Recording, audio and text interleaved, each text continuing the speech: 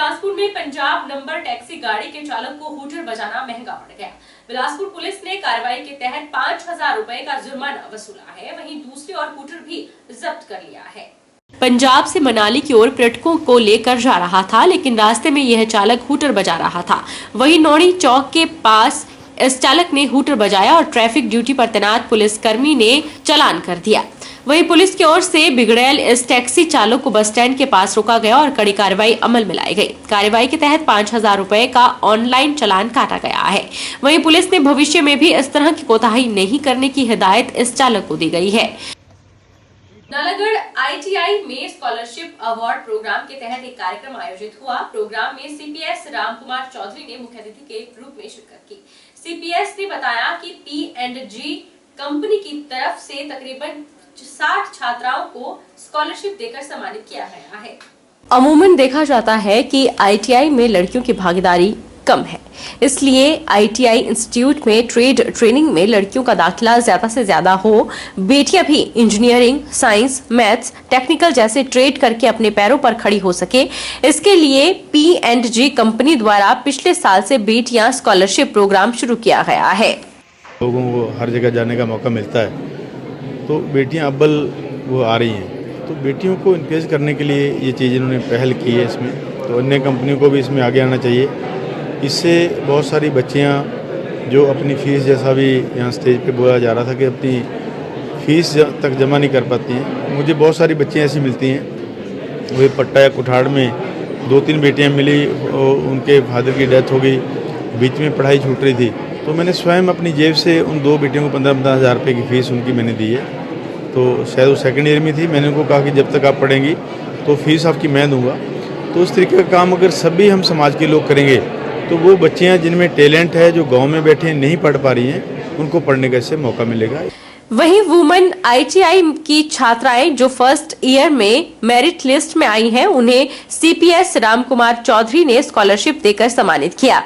CPS Ramkumar Chaudhary ने बताया कि प्रदेश सरकार ने पहले ही घोषणा कर दी है कि उद्योगों में प्रदेश सरकार अब सीधी भर्तियां करवाएगी और गवर्नमेंट इंस्टीट्यूट के माध्यम से ही भर्तियां की जाएगी। वहीं इन भर्तियों के होने से ITI पास आउट छात्र और छात्राओं को रोजगार के सुनहरे अवसर उपलब्ध होंगे। और माननीय जो हमारे लेबर मिनिस्टर हैं, उनसे मेरी बात हुई है। पहले ये कानून 70% का था, लेकिन अब 80% का है।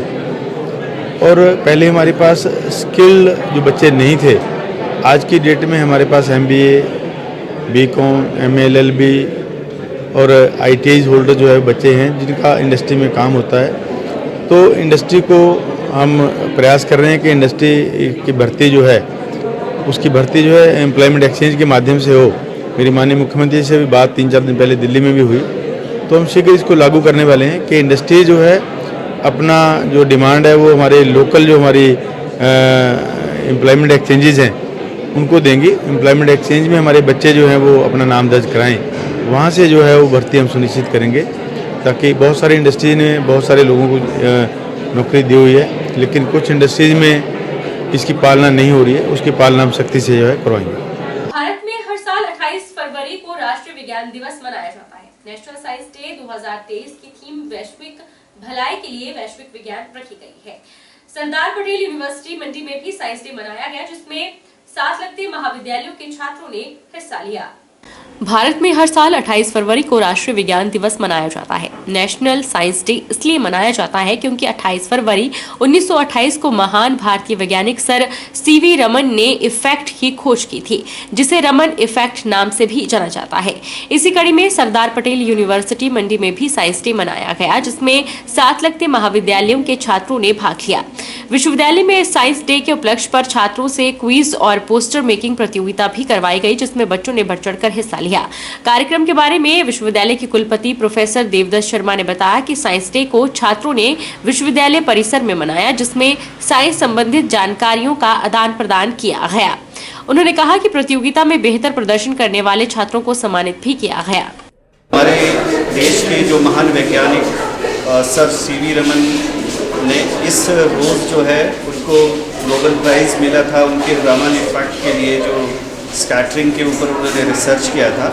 और लगातार हम 1987 से इस दिन को नेशनल साइंस डे के रूप में मनाते आ रहे हैं। और आज सरदार पटेल विश्वविद्यालय ने भी अपने परिसर में इस कार्यक्रम का आयोजन किया, जिसमें कि हमारे जो विश्वविद्यालय के नज़दीक के 7 महाविद्यालय और 7 विद्यालयों के बच्चे जो है उन्होंने जो विभिन्न प्रतियोगिताएं की गई यहाँ पे, जैसे क्विज़ कंपटीशन हुआ और पोस्टर मेकिंग कंपटीशन हुआ, उसमें उन्होंने भाग लिया और विजेताओं को उसमें हमने पुरस्कृत भी किया।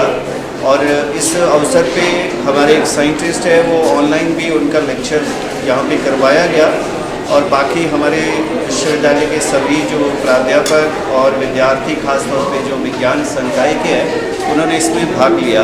इससे मुझे ऐसा लगता है कि बच्चों को प्रेरणा मिलती है। एक साधारण परिवार में जन्मे हुए, बहुत ही अभाव में पले हुए व्यक्ति ने जो एक खोज की जिसकी वजह से उनको नोबेल प्राइज़ मिला, अपने विद्यार्थियों को एक प्रेरणा मिलती है कि आज के समय में वो भी इस तरह से अपने साइंटिफिक टेम्पर को आगे बढ़ा सकते हैं। सुंदरनगर में व्यापार मंडल के सहयोग से आज खाद्य पदार्थ के कारोबार से जुड़े लोगों को खाद्य सुरक्षा विभाग के द्वारा एक जागरूकता शिविर का आयोजन किया गया। इस शिविर में सभी व्यापारियों को खाद्य सामग्री के रखरखाव और फूड लाइसेंस के बारे में जानकारी दी गई। एक कैंप का आयोजन हो रहा है जिसमें सभी जो भी खाद्य से रिलेटेड दुकानदार हैं, कन्फेक्शनरी, दूध विक्रेता, किराना शॉप, मीट शॉप, ये सारे की जानकारी हमारे कमिश्नर साहब जी ने आज दी, जिससे कि व्यापारियों को एक अच्छे सीखने का मौका मिला और उनके जो लाइसेंस में त्रुटियां थी वो भी उनको पूरे करने का इससे मतलब टाइम मिलेगा। और नई जो जानकारी रूल बना हुआ है FSSAI का, उसके बारे में उन्होंने प्रॉपर जानकारी दी, जिससे कि दुकानदार उनका थैंक मतलब। मंडी जिला सहकारी विकास संघ के सौजन्य से सुंदरनगर में 1 दिवसीय प्रशिक्षण शिविर का आयोजन किया गया, जिसकी अध्यक्षता संघ के अध्यक्ष शिवराम शर्मा ने की। सहकारी विकास संघ के वरिष्ठ निरीक्षक संजय गौड़ ने बताया कि भारत सरकार सहकारिता आंदोलन की प्रगति के लिए निरंतर प्रयास कर रही है। पूरे देश भर में प्राथमिक कृषि सहकारी सभाओं को विविधीकरण और प्रेरित करने के लिए सहकारिता के क्षेत्र में एक समान नियम और उप नियम बनाए जा रहे हैं। इसके लिए जिला सहकारी विकास संघ ने जिला के 10 ब्लॉकों में आगामी दिनों में 1 दिवसीय प्रशिक्षण शिविर का आयोजन किए जाने का फैसला लिया है। इसी कड़ी में आज 1 दिवसीय प्रशिक्षण शिविर सुंदरनगर में आयोजित किया गया। 1 दिवसीय सोसाइटी के कारोबार को चलाने वाली उनकी मैनेजमेंट होती है और उनको जो है वो कोई ट्रेनिंग प्रोग्राम अरेंज नहीं होता था। पिछली बार जब हमारे बोर्ड ऑफ डायरेक्टर की जो मीटिंग हुई उसमें हमारे चेयरमैन साहब ने और सेक्रेटरी साहब ने ये निर्णय लिया बैठ करके बोर्ड में कि आइंदा के लिए हम इस साल जो है उस सारे के सारे मैनेजमेंट के कोर्सेज जिसमें के प्रधान, वाइस प्रधान और प्रबंधक समिति के सदस्यों में भाग लेंगे।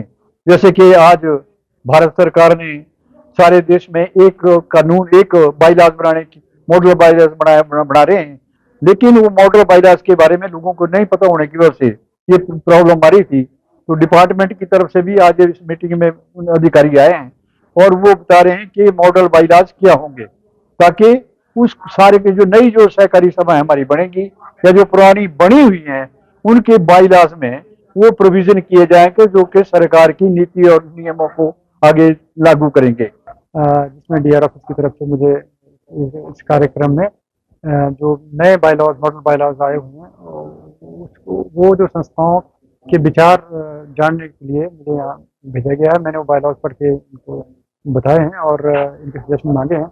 इसके अलावा प्रबंधक समिति के जो सदस्य यहाँ भी आए हुए हैं उनको उनके अधिकार और कर्तव्य के बारे में जो है वो अवगत कराया गया है और इसके अलावा इन्हें अन्य जो हमारे सहकारी नियम हैं उसके बारे में अवगत कराया गया। क्षेत्रीय अस्पताल बिलासपुर में स्वास्थ्य कार्यकर्ताओं के लिए ट्रेनिंग का आयोजन किया गया, जिसमें जिला स्वास्थ्य अधिकारी डॉक्टर परमिंदर सिंह ने विशेष रूप से शिरकत की। उन्होंने कहा कि इस दौरान स्वास्थ्य कार्यकर्ताओं को बच्चों को लगने वाले टीकाकरण के बारे में जानकारी दी गई। जैसा कि आप जानते हैं कि जो बच्चों का टीकाकरण होता है ये हमारे सारे प्रोग्राम का सबसे पुराना प्रोग्राम है। हमारे जितने भी नेशनल प्रोग्राम चले हुए हैं और सबसे इम्पॉर्टेंट है, क्योंकि टीकाकरण से हम लाखों बच्चों की जान हर साल बचाते हैं। और इस टीकाकरण को हम अपने ज़िला में और कैसे अच्छे तरीके से इस प्रोग्राम को चलाएं, टीकाकरण को 100% लोगों तक कवरेज मिले, उसके लिए हमारा ये जो ट्रेनिंग प्रोग्राम चला हुआ है, इसमें हमारे पास कुल हमारे ज़िला में 120 सब सेंटर हैं और उसमें 106 जो हेल्थ वर्कर हैं वो अपॉइंटेड हैं। तो 160 में से 106 में से हम सभी जो हेल्थ वर्कर हैं उनकी ट्रेनिंग का ये जो काम शुरू किया हुआ है। अभी तक हम 75 के करीब हेल्थ वर्कर को ट्रेनिंग दे चुके हैं। बाकी जो बचे हैं, कल एक लास्ट बैच होगा, उनमें हम उनको कवर करेंगे। तो इस तरीके से ये पूरे के पूरे जो जिला के हेल्थ वर्कर हैं उनको हम ट्रेनिंग दे देंगे। इस ट्रेनिंग एनएचएम के तहत आईजीएमसी शिमला से आए ऑडियोलॉजिस्ट ने सिविल अस्पताल भड़ोल की टीम के साथ क्षेत्र के गांव गौरा में कान रोगों के लिए 1 दिवसीय कान जांच चिकित्सा शिविर का आयोजन किया। इस दौरान करीब 25 लोगों के कान की जांच की गई। शिमला से आए ऑडियोलॉजिस्ट कुशाल शर्मा ने कान संबंधित रोगों से ग्रसित लोगों की जांच लड़भड़ोल में की। इस दौरान वाहन द्वारा लाई गई मशीन से करीब 25 लोगों के कान की जांच की गई। शिविर में बहरापन, कम सुनने की दिक्कत, कान के पर्दे सहित कान के अन्य रोगों की जांच हुई। उन्होंने साथ ही लोगों को कान रोग के प्रति जागरूक करते हुए कहा कि कान में पानी न जाने दें और किसी प्रकार का तरल पदार्थ न डालें। मवाद को साफ और नरम कपड़े से साफ करें। मवाद में बदबू होना या खून आना गंभीर रोग के लक्षण हो सकते हैं। उन्होंने कहा कि कान से मवाद आते रहने से बहरापन हो सकता है। ऐसा होने पर नजदीकी स्वास्थ्य केंद्र में समय समय पर अपने कान की जांच करवाते रहें। वक्त चला है छोटे से ब्रेक का। ब्रेक के बाद फौरन लौटेंगे। आप बन रही हमारे साथ।